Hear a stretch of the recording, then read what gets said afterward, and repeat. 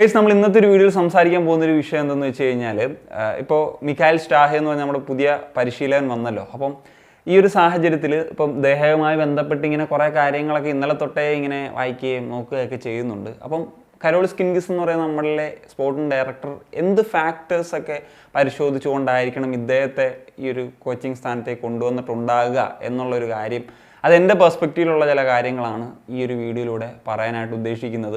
പിന്നെ ഞാൻ ഇന്നലെ വീഡിയോയുടെ ഇടയ്ക്ക് നമ്മളുടെ കുമ്പളങ്ങി റെഫറൻസ് വെച്ചിട്ടുള്ളൊരു സംഭവം പറഞ്ഞല്ലോ, പിന്നെ ഞാനത് റീലായിട്ടൊക്കെ ചെയ്യുന്നുണ്ടായിരുന്നു. ആക്ച്വലി അതങ്ങനെ ഒരു വന്നോടനെ ഒരു നെഗറ്റീവ് എന്നുള്ള നിലയിലൊന്നും ചെയ്തതല്ല. ആക്ച്വലി ഞാനൊരു ഹൈപ്പ് വേണ്ട, നമുക്ക് ഹോപ്പ് മതി എന്നുള്ള ഒരു സംഭവം വെച്ചിട്ട് ചെയ്തതാണ്. ഞാൻ റീലിട്ട് കഴിഞ്ഞപ്പോഴത്തേക്കും അതിന് കുറേ വ്യൂസും കുറേ കമൻസും ഒക്കെ വന്നു. അപ്പം പല രീതിയിൽ അത് ഇൻ്റർപ്രറ്റ് ചെയ്യാമല്ലോ. അപ്പോൾ ഞാൻ അതുകൊണ്ട് ഒന്ന് പറഞ്ഞു എന്നുള്ളത് മാത്രം. ഏതാണെങ്കിലും ഞാൻ വീഡിയോയിലേക്ക് കടക്കുന്നതിന് മുമ്പ് മറ്റൊരു കാര്യം കൂടി പറയാം. ഞാനൊരു ചാനലൊന്ന് പരിചയപ്പെടുത്താം. അപ്പം കോച്ചുമായി ബന്ധപ്പെട്ടുള്ള ഒരു കാര്യമായതുകൊണ്ട് തന്നെ ഫുട്ബോൾ കോച്ച് 94 എന്ന് പറഞ്ഞിട്ടുള്ള ഒരു യൂട്യൂബ് ചാനലുണ്ട്. ഇൻസ്റ്റാഗ്രാമിലൊക്കെ നേരത്തെ ഉണ്ടായിരുന്നതാണ്. ഇതെന്ന് വെച്ച് കഴിഞ്ഞാൽ പലവരും എൻ്റെ അടുത്ത് ചോദിക്കാറുള്ള കാര്യമാണ്, നമ്മുടെ ഈ ട്രയൽസ് അല്ലെങ്കിൽ അക്കാഡമീസൊക്കെ ആയിട്ട് ബന്ധപ്പെട്ട് എങ്ങനെ ജോയിൻ ചെയ്യാമെന്നൊക്കെയുള്ള. അപ്പം അതുമായി ബന്ധപ്പെട്ടിട്ടുള്ള അപ്ഡേറ്റുകൾ മാത്രം തരുന്നൊരു ചാനലാണ്.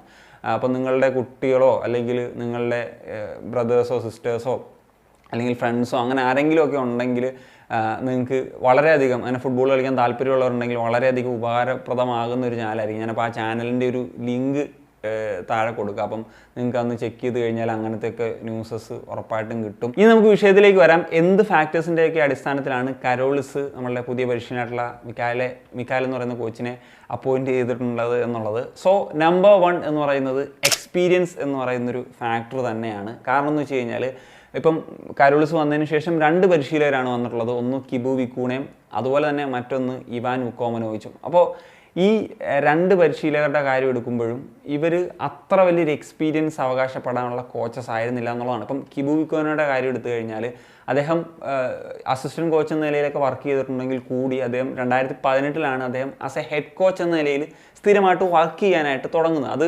ലിത്വേനിയയിലെ ഒരു ക്ലബ്ബിൽ നിന്നാണ്, ലിത്വേനിയൻ ടോപ്പ് ടയറിലെ ഒരു ക്ലബ്ബിൽ നിന്നാണ് തുടങ്ങുന്നത്. അതിന് ശേഷം അദ്ദേഹം പോളണ്ടിലേക്ക് പോയി അവിടെ ഒരു സെക്കൻഡ് ടയർ ക്ലബിനെ പരിശീലിപ്പിച്ചു. അതിനുശേഷമാണ് അദ്ദേഹം മോഹൻ ബഗാനിൽ 2019-20 സീസണിൽ എത്തുന്നത്. മോഹൻ ബഗാനിൽ വളരെ വലിയൊരു സക്സസ് ആയിരുന്നു.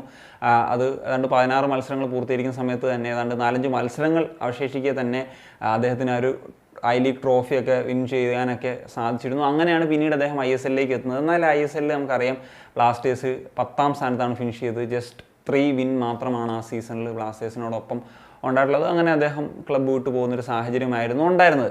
അതിനുശേഷമാണ് ഇവാൻ വുക്കോമനോവിച്ച് എന്ന് പറയുന്ന പരിശീലനം വരുന്നത്. ഇവാൻ്റെ കാര്യം എടുക്കുമ്പോഴും കിബുവിൻ്റേതുപോലെ തന്നെ അദ്ദേഹത്തിൻ്റെ 4ാമത്തെ ഒരു ക്ലബ്ബായിരുന്നു കേരള ബ്ലാസ്റ്റേഴ്സ് എന്ന് പറയുന്നത്. അദ്ദേഹം അതിന് മുമ്പ് വർക്ക് ചെയ്തിരുന്നത് ആദ്യം അദ്ദേഹം ബെൽജിയത്തിലെ ഒരു ടോപ്പ് ടയറിലായിരുന്നു, പിന്നീട് സ്ലോവാക്കിയയിലെ ഒരു ടോപ്പ് ടയറിൽ വർക്ക് ചെയ്തു, പിന്നീട് സൈപ്രസിലെ ഒരു ക്ലബ്ബിൽ ഒരു ഇൻ്ററിം കോച്ചായിട്ട് വർക്ക് ചെയ്തു.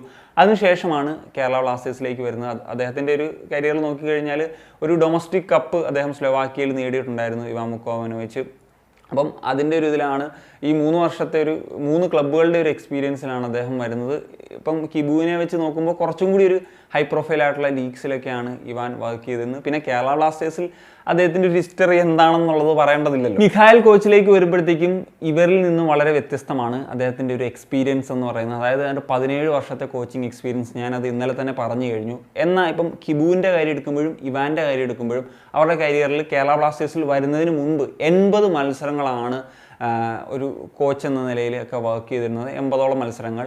എന്നാൽ ഈ മിഖായൽ കോച്ചിലേക്ക് വരുന്ന സമയത്ത് ഏതാണ്ട് 400-ന് മുകളിൽ മത്സരങ്ങൾ കോച്ച് ചെയ്തിട്ടുള്ളൊരു എക്സ്പീരിയൻസ് ഉണ്ട് ആസ് എ ഹെഡ് കോച്ച് എന്ന നിലയിൽ. മാത്രമല്ല 6 ഡിഫറെൻറ്റ് കൺട്രീസിൽ വർക്ക് ചെയ്തിട്ടുണ്ട്, 3 ഡിഫറെൻറ്റ് കോണ്ടിനെൻറ്റ്സിൽ വർക്ക് ചെയ്തിട്ടുണ്ട്. മാത്രമല്ല ഏഷ്യയിലും അദ്ദേഹം വർക്ക് ചെയ്തിട്ടുണ്ട് എന്നുള്ളതാണ്. അതുമാത്രമല്ല ഇപ്പം തായ്ലൻഡ് പോലെയൊക്കെയുള്ള സിമിലർ ആയിട്ടുള്ള ഇന്ത്യയുമായിട്ടൊക്കെ സിമിലർ ആയിട്ടുള്ള കണ്ടീഷൻസും അല്ലെങ്കിൽ അത്തരം പ്ലെയേഴ്സും ഒക്കെ ആയിട്ടും വർക്ക് ചെയ്തിട്ടുള്ളൊരു എക്സ്പീരിയൻസ് ഉണ്ട് എന്ന് പറയുന്നതും വളരെ പ്രധാനപ്പെട്ടൊരു കാര്യമാണ്. അടുത്തൊരു കാര്യമാണ് ഫ്ലെക്സിബിലിറ്റി എന്ന് പറയുന്നത്. ഇപ്പം അദ്ദേഹത്തിൻ്റെ ഒരു പ്രിഫേർഡ് ഫോർമേഷനൊക്കെ നോക്കുന്ന സമയത്ത് ഒരു 3-5-2 അല്ലെങ്കിൽ 3-4-3 അല്ലെങ്കിൽ 4-5-1 അങ്ങനെയൊക്കെ അല്ലെങ്കിൽ 4-3-3 ഇങ്ങനെയൊക്കെ നമുക്ക് കാണാനായിട്ട് സാധിക്കും. അപ്പോൾ ഇത് ഇൻ പേപ്പറിൽ കാണുന്നതാണ്. ഗെയിമിലേക്ക് വരുമ്പോഴത്തേക്കും ഇതും വ്യത്യസ്ത തരത്തിലൊക്കെ സ്വിച്ച് ചെയ്യുന്ന ഒരു കാഴ്ച കാണാൻ സാധിക്കുന്നുണ്ട്. അത് ഗെയിംസിലൊക്കെ നോക്കുമ്പോഴത്തേക്കും അത് ഗെയിമിനനുസരിച്ച് അതിൻ്റേതായിട്ടുള്ള ചേഞ്ചസ് വരുന്നൊരു പരിശീലകനാണ് എന്നുള്ളത് നമുക്ക് എവിഡൻ്റ് ആണ്. അതുപോലെ തന്നെ ഇപ്പം അദ്ദേഹം ഒരു ബിൽഡപ്പൊക്കെ എങ്ങനെയാണെന്ന് നോക്കി കഴിഞ്ഞാൽ ഗോൾ കീപ്പേഴ്സിനെ കൊണ്ട് അങ്ങനെ ലോങ് കിക്ക് അടിപ്പിക്കുന്നൊരു ഒരു പരിശീലനമല്ല, അതിൻ്റെ ഒരു ഫാനല്ല അദ്ദേഹം എന്നുള്ളതാണ് മനസ്സിലാക്കുന്നത്. അത് നോക്കിയ സമയത്ത് അദ്ദേഹം ഈ പറഞ്ഞതുപോലെ ഒരു ബിൽഡിംഗ് ഫ്രം ബാക്ക് ആ ഒരു ലെവലിൽ കളി, അല്ലെങ്കിൽ ഷോർട്ട് പാസ്സൊക്കെ കൊടുക്കുക, അങ്ങനത്തെ ഒരു ഗോൾ കീപ്പേഴ്സിനെയാണ് ഡിപ്പെൻഡ് ചെയ്യുന്നത്, അല്ലെങ്കിൽ അതാണ് ഇഷ്ടപ്പെടുന്നത്. അപ്പോൾ സച്ചിൻ സുരേഷൊക്കെ തീർച്ചയായിട്ടും പ്രിഫേർഡ് ചെയ്യുന്ന ഒരു ഗോൾ കീപ്പറായിട്ടൊക്കെ വരാൻ സാധ്യതയുണ്ട്. അതുപോലെ തന്നെ 2 പിവട്സുകൾക്ക് വളരെ ഇമ്പോർട്ടൻ്റ് ആണ്, അതായത് ഹോൾഡിംഗ് മിഡ്ഫീൽഡേഴ്സിന്. അതുകൊണ്ട് തന്നെ അതൊരു കീ റോൾ വഹിക്കുന്ന പ്ലേയേഴ്സ് ആയിരിക്കും എന്നുള്ളതാണ് മനസ്സിലാക്കുന്നത്. അപ്പോൾ ഒരു വിദേശ താരത്തെ ആ റോളിലേക്ക് ഈ ഒരു പരിശീലനം വന്ന സ്ഥിതിക്ക് കൊണ്ടുവരാനുള്ള സാധ്യതയെ നമുക്ക് തള്ളിക്കളയാൻ സാധിക്കില്ല. അദ്ദേഹം ക്രോസിങ്ങിൻ്റെ ഒരു ഗ്രേറ്റ് ഫാനല്ല. അങ്ങനെ ഇപ്പം വിങ്ങേഴ്സിൻ്റെ ഒരു കാര്യം എടുക്കുമ്പോൾ അങ്ങനെ ക്രോസ് ചെയ്യുന്ന പ്ലേയേഴ്സിനേക്കാൾ ഒരു ഇൻവേർട്ട് ചെയ്ത് കളിക്കുന്ന ഒരു വിങ്ങേഴ്സിനെയാണ് അദ്ദേഹത്തിന് ആവശ്യം. അതുകൊണ്ട് തന്നെ ഐമാനും അല്ലെങ്കിൽ ഇനി വരാനിരിക്കുന്ന അമ്മാവി ആണെങ്കിലും അല്ലെങ്കിൽ ബികാഷൊക്കെ ആണെങ്കിലും ആ തരത്തിൽ കളിക്കുന്ന പ്ലേയേഴ്സാണ്. അപ്പം അത് എങ്ങനെ അവർ വർക്കൗട്ട് ചെയ്ത് വരുന്നു എന്നുള്ളത് നോക്കി കാണേണ്ടതുണ്ട്. പിന്നെ നമുക്ക് ബ്രൈസിൻ്റെ കാര്യം എടുത്താലും സൗരവിൻ്റെ കാര്യമൊക്കെ എടുത്താലും അവർ വേറെ ഒരു കുറച്ച് അങ്ങനെ അത്രയും അങ്ങനെ ഇത് ചെയ്യുന്ന പ്ലേയേഴ്സ് അല്ല. അവർ കുറച്ചും കൂടി ആ ഒരു ക്രോസസ് ഇതൊക്കെ ഡിപ്പെൻഡ് ചെയ്യുന്ന പ്ലേയേഴ്സ് തന്നെയാണ്. പിന്നെ നോവ ആണെങ്കിലും ഇത് പറഞ്ഞ പോലെ ഇൻവേർട്ട് ചെയ്യുന്ന പ്ലെയറാണ്. പിന്നെ വേണേൽ അദ്ദേഹത്തെ സെൻട്രൽ ഫോർവേഡിലും ഒക്കെ യൂസ് ചെയ്യാൻ പറ്റുന്ന പ്ലെയറാണ്. പിന്നെ ലൂണയുടെ കാര്യം പറഞ്ഞ പോലെ AM ആയിട്ടും വിങ്ങിലും എല്ലാം യൂസ് ചെയ്യാൻ പറ്റുന്ന പ്ലെയറാണ്. അപ്പോൾ അവരെ പറ്റി പിന്നെ പറയേണ്ട ഒരു ആവശ്യകതയില്ലല്ലോ. പിന്നെ അദ്ദേഹത്തിൻ്റെ കാര്യം നോക്കുമ്പം സെൻട്രൽ കുറച്ച് കേന്ദ്രീകരിച്ച് കളിക്കുന്നൊരു കോച്ചായിട്ടാണ് എനിക്ക് നോക്കിയപ്പോൾ മനസ്സിലാക്കാൻ സാധിച്ചിട്ടുള്ളത്. അതുകൊണ്ട് തന്നെയാണ് ഞാൻ പറഞ്ഞത്, ഇപ്പം ലൂണ എന്ന് പറയുന്ന ഒരു മിഡ്ഫീൽഡർ, ഒരു വിദേശ മിഡ്ഫീൽഡർ മാത്രം അപ്പം ഡിപ്പെൻഡ് ചെയ്യുമോ എന്നുള്ളത്. കാരണം അവിടെ കൂടുതൽ പ്ലേയേഴ്സിന് വേണ്ട ഒരു ആവശ്യകത ഉണ്ട്. പറഞ്ഞാൽ ഈ ഒരു 3 ഹെഡ് ഡിഫൻസ് കളിക്കുന്ന സമയത്ത് ആ മിഡ്ഫീൽഡിൽ ഒരു ഡോമിനേഷൻ എന്ന് പറയുന്ന പരിപാടികളൊക്കെ നമുക്ക് കാണാൻ സാധിക്കുന്നുണ്ട്. അപ്പം ഈ പറഞ്ഞ ഒരു ഹോൾഡിംഗ് മിഡ്ഫീൽഡ് ആ ഒരു പൊസിഷനിലേക്കൊക്കെ വരുമ്പോഴത്തേക്കും അവിടെ ഒരു വിദേശ താരത്തെ പരിഗണിക്കാനുള്ള സാധ്യത, അങ്ങനെ ഒരു ചിന്ത എനിക്ക് വരാനുള്ള ഒരു ഫാക്ടർ അതാണ്. അടുത്തൊരു കാര്യം മാൻ മാനേജ്മെൻറ്റ് എന്ന് പറയുന്നൊരു ഫാക്ടറുണ്ട്. അത് മാൻ മാനേജ്മെൻറ്റ് ഇവാൻ വുക്കോമനോവിച്ചിന് വളരെ മികച്ചു നിന്നൊരു ഫാക്ടറാണ്. പക്ഷേ ഈ ഒരു കോച്ചിലേക്ക് വരുമ്പോഴത്തേക്കും മാൻ മാനേജ്മെൻറ്റിനാണോ അദ്ദേഹം പ്രിഫർ ചെയ്യുന്നത്, അദ്ദേഹത്തിൻ്റെ ഒരു ടാക്ടിക്സ് ഇംപ്ലിമെൻറ്റ് ചെയ്യാനാണോ എന്നുള്ളതാണ് നമുക്ക് നോക്കേണ്ടത്. അതിനാണ് സാധ്യത കൂടുതൽ എന്നുള്ളതാണ് എനിക്ക് തോന്നുന്നത്. ഇപ്പം ഇവാൻ്റെ കാര്യം എടുക്കുമ്പോഴത്തേക്കും മാൻ മാനേജ്മെൻറ്റിന് ഒരു ഫാക്ടർ കൊടുത്തുകൊണ്ട് തന്നെ ഇപ്പം പല പ്ലേയേഴ്സും ഫോം ഔട്ട് എന്നുള്ള നിലയിൽ എന്നാലും ഇപ്പം രാഹുൽ ആണെങ്കിലും പ്രീത് ആണെങ്കിലും പ്രബീർ ആണെങ്കിലും കരൺജിത്ത് ആണെങ്കിലും ഇവർക്ക് കുറേ ഓപ്പർച്യൂണിറ്റീസ് എപ്പോഴും ഉണ്ടായിരുന്നു.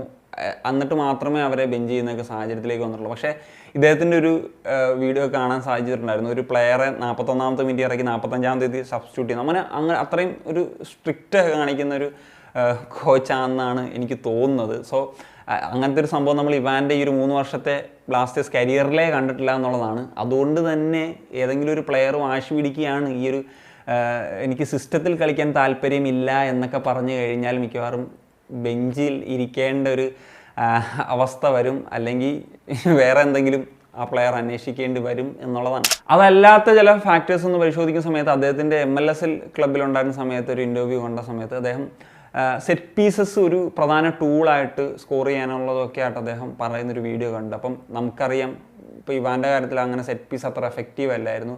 പ്രത്യേകിച്ച് ഡിഫെൻസീവ് സൈഡ്, അതായത് സെറ്റ് പീസ് ഡിഫെൻഡിങ് വളരെ മോശമായിരുന്നു എന്നുള്ളത് കഴിഞ്ഞ 3 വർഷമായിട്ട് പറയുന്ന കാര്യമാണ്. അപ്പം അത് എഫക്റ്റീവായിട്ട് പരിഗണിക്കുന്നൊരു കോച്ചാണ് എന്നുള്ളതാണ് ഇനിഷ്യലി മനസ്സിലാക്കുന്നത്.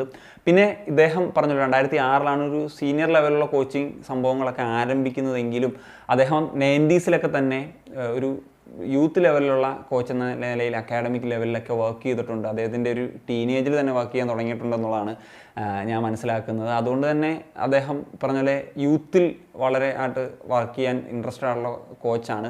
അതുമാത്രമല്ല അല്ലാതെ അദ്ദേഹത്തിന് യൂത്തിൽ ഒരു ഇൻട്രസ്റ്റ് കാണിക്കുന്ന ഒരു കോച്ചാണ് എന്നുള്ളതാണ് മനസ്സിലാക്കാൻ സാധിക്കുന്നത്. അപ്പം കേരള ബ്ലാസ്റ്റേഴ്സ് എന്ന് പറയുന്ന ക്ലബ്ബ് നമുക്കറിയാമല്ലോ, ഒരു യൂത്ത് ഡെവലപ്മെൻറ്റ് അല്ലെങ്കിൽ അതിൻ്റെ ആ ഒരു ഫാക്ടറിന് എപ്പോഴും ഒരു മുൻഗണന കൊടുക്കുന്നൊരു ക്ലബ്ബാണ്. അപ്പം അതുമായിട്ടും ചിലപ്പം ചേർന്ന് പോകുന്ന രീതിയിലുള്ള കോച്ചാണുള്ള അതും ഒരു പ്രധാനപ്പെട്ട ഫാക്ടറായിട്ടുണ്ട് എന്നുള്ളതാണ് ഞാൻ മനസ്സിലാക്കുന്നത്. പിന്നെ ആസ് എ ഹോൾ പറയുകയാണെങ്കിൽ പറഞ്ഞ പോലെ മറ്റ് കോച്ചസിനേക്കാളൊക്കെ എക്സ്പീരിയൻസ് ഉണ്ട്. ഒരു ടാക്ടീഷ്യൻ എന്ന നിലയിൽ നല്ലതാണ്. പറഞ്ഞ പോലെ മുൻകാലങ്ങളിലാണെങ്കിലും ട്രോഫീസ് നേടിയിട്ടുണ്ട്. പിന്നെ പറയുമ്പം ഞാൻ തന്നെ പറഞ്ഞിട്ടുണ്ട് കഴിഞ്ഞ വീഡിയോയിൽ ഇപ്പം 12 വർഷമായിട്ട് ട്രോഫി ഇല്ല എന്നുള്ളത്. പക്ഷേ നമുക്കറിയാം ഇന്ത്യയിലെ ഒരു സെനാരിയോ ഡിഫറൻ്റ് ആണ്. ഇപ്പം ലോബേറ ആണെങ്കിലും ജോൺ ഗ്രിഗറി, ഓവൻ കോയിലുള്ള കോച്ചസ് ഇന്ത്യയിൽ വരുന്നതിന് മുമ്പ് അവർ സക്സസ് ആയിരുന്നില്ല. നിങ്ങൾക്ക് മനസ്സിലാകും. ഇപ്പം ലോബേറക്ക് ഇന്ത്യയിൽ വന്നതിന് ശേഷമാണ് ട്രോഫീസ് സ്വന്തമാക്കിയിട്ടുള്ള ഒരു ചരിത്രമുള്ളത്.